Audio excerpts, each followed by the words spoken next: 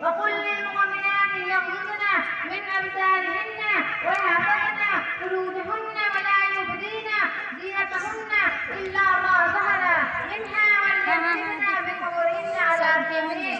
عورت خاندان کا امال اور کائنات کی رونق ہے. عورت انسان کی بنیاد پہنچتی ہے تو قابل قدر بن جاتی ہے اور انسان کا اپمان کرتا ہے چلی جاتی ہے.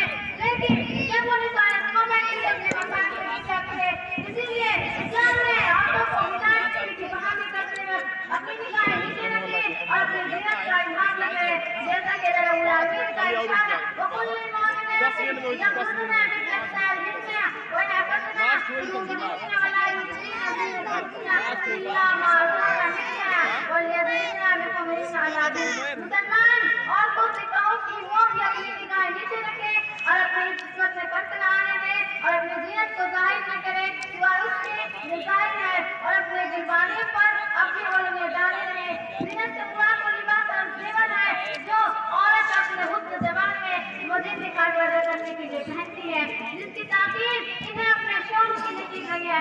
غیر مردوں کے لیے ممنوع ہے. آپ تبدل سے کل جانے اور ظاہر ہونے کے ہیں.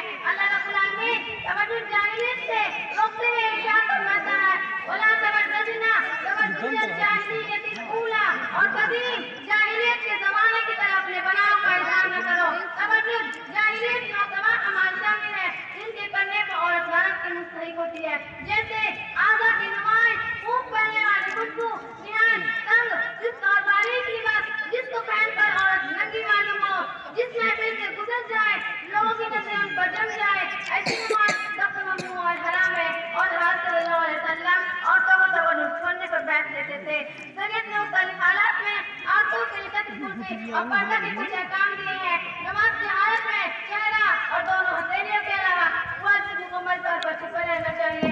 عورت جس کپڑے میں نماز پڑھے وہ اتنا لمبا ہو کہ رکوع اور سجدے کی حالت میں پیروں کا اوپر چھپا رہے اور نیچے سر کا بال کندھا اور سینہ چھپا رہنا چاہیے. نماز کے علاوہ دوسری حالتوں میں بھی عورت کو اپنے بدن کا حالت چھپا رکھنا ضروری ہے.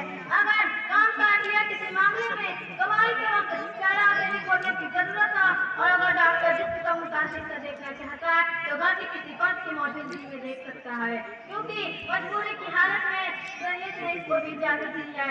جب عورت اپنے شوہر کے محرم لوگوں کے پاس یا مسلم عورتوں کے درمیان ہو تو ایسی صورت میں لباس کی آرائش کی چیزوں کا اظہار نہ کرنے کی اجازت ہے. اسی طرح جس معاملات سے واقف بچوں اور ناقص العقل قسم کے لوگ جو شہوانی شعور نہیں رکھتے ان سے پردہ نہیں ہے، لیکن مزدور اور خادموں سے پردہ ضروری ہے.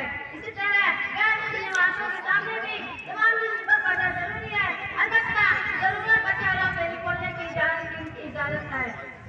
علماء کرام نے کتابوں میں مرد اور لباس کی شرطوں کو تفصیل سے ذکر کیا ہے. مناسب معلوم ہوتا ہے کہ مختلف ذکر کر دیا جائے. پہلے شرط یہ ہے کہ لباس پردہ بدن کو مختلف پر طور پر چھپا لے. دوسری شرط یہ ہے کہ لباس پردہ بدن میں کچھ زینت نہ ہو. تیسری شرط یہ ہے کہ کپڑا موٹا ہو کر جسم نظر نہ آئے، کیونکہ لباس کپڑے کا مقصد جسم کو چھپایا گیا ہے. چوتھی شرط یہ ہے کہ لباس اتنا چست نہ ہو کہ جسم کی بناوٹ ظاہر ہو، بلکہ کشادہ اور ڈھیلا ہو، کیونکہ لباس کپڑے کا مقصد فتنہ کو روکنا ہے. پانچویں شرط یہ ہے کہ کپڑے میں خوشبو نہ لگی ہو. اس کی ممانعت کا سبب یہ ہے کہ اس سے سواد میں تحریک پیدا ہوتی ہے. چھٹی شرط یہ ہے کہ لباس کا پردہ مرد کے لباس سے مل کر جلتا نہ ہو. ساتویں شرط یہ ہے کہ لباس کافی عورتوں کے لباس سے مشابہ نہ ہو. آٹھویں شرط یہ ہے کہ لباس پردہ جلد کا باعث نہ ہو.